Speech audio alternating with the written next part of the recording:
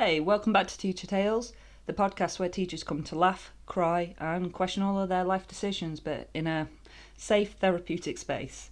I'm Teachers Planet, your host, and if you're tuning in for the first time, I'm a teacher that talks way too fast, drinks too much caffeine, and says just 5 more minutes at the end of every single lesson, and now apparently at the end of every nap during the summer. This is episode 2, and today we're diving into a topic every teacher knows deeply in their soul: why it is physically and emotionally impossible to switch off during the summer break. So if you're currently pacing your house holding a half-packed suitcase, a lesson plan, and a croissant, you're in the right place. Let's start with this. Teachers are broken in the most lovable way. I bet you sat there really confused at this point, but let me explain. We don't relax. We schedule our relaxation, colour code it, laminate it, and then feel really guilty for not doing it properly. The moment school ends, our brains go, right, 6 weeks off, let's deep clean the house, run a half marathon, read 12 books, and build a side hustle. We're like, I'll rest after I reorganise the entire filing cabinet system in alphabetical order, unit and date, for fun. Meanwhile, our bodies are like, we are up at 6 a.m. for 200 days straight. Can we just not? But now, we go to B&M, we buy planners, we start thinking about September bulletin boards like it's a normal thing to do in July. Here's the truth no one tells you. The first week back of summer break feels like a fever dream. You wake up at 6 a.m. with no alarm and just stand there. No register to take, no uniform to judge, no child asking if they can go to the toilet as soon as they walk in. You eat breakfast and think, do I even exist if I'm not shouting, make good choices in a corridor? You go to the shop at 10 a.m. and forget other adults exist. You see a student, you freeze, they freeze, you both pretend the other doesn't exist. Peak British tension, love it. Here's a few actual things I've done since term ended. I've written a to-do list that included write a to-do list, then ticked it off immediately for the dopamine. I organised my bookmarks folder like it was a school display board. I replied to a parent email out of muscle memory before realising it was the 31st of July. I found my lanyard in the fridge. I still don't know how that one happened. And I've started designing a September seating plan at 2:15 in the morning. Why? No one asked. No one cares. But I care because I'm broken. We don't rest. We just switch tasks. You're not off work, you're just working on different things.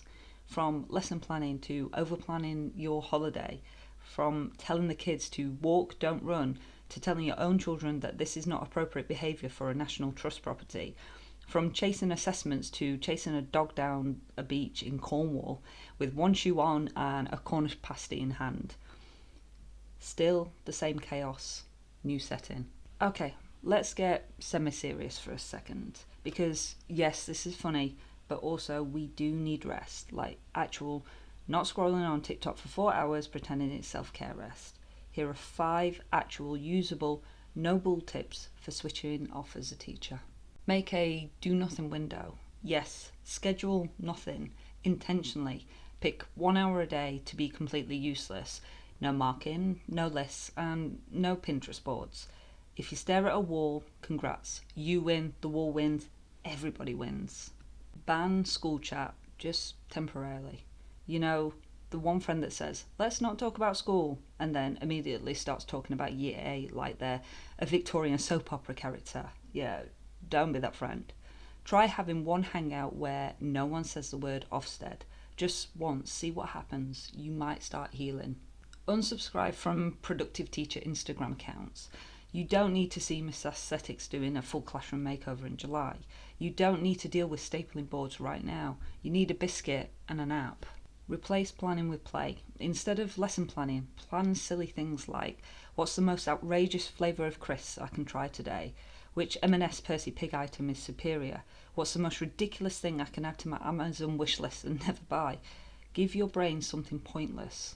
It needs that. Laugh with other teachers. Seriously, laugh. That's half the reason this podcast exists. Share your weird stories, make a TikTok, send memes, remind yourself. This job is weird and funny, and it only makes sense if we joke about it together. Let me say this clearly. If you've spent the last 3 weeks alternating between naps, snacks, and watching old episodes of Come Dine With Me, you're not lazy, you're just recovering.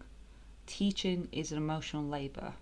We don't just teach lessons, we absorb 1,000 emotions a day from small chaotic humans and their even more chaotic parents. You're tired because you should be. You are allowed to stop. Here's your homework. Yes, I'm giving you homework. I'm still a teacher. I'm sorry. Do something wildly unproductive today. Walk slowly. Eat a snack while doing nothing else. Sit in the sun and stare in the middle distance like you're the main character in a drama about rediscovering joy. And if anybody asks what you're doing, just say, I'm healing. I taught year 9 last year. That's it for today's episode of Teacher Tales. If this made you laugh, nod, or feel slightly attacked, then I've done my job. Share it with a teacher friend and leave a review if you've got a spare 30 seconds or if you're procrastinating about unpacking your suitcase. You can subscribe to my channel where the chaos continues, and I'll be back next time with more tales from the land of learning, lanyards and laminating displays.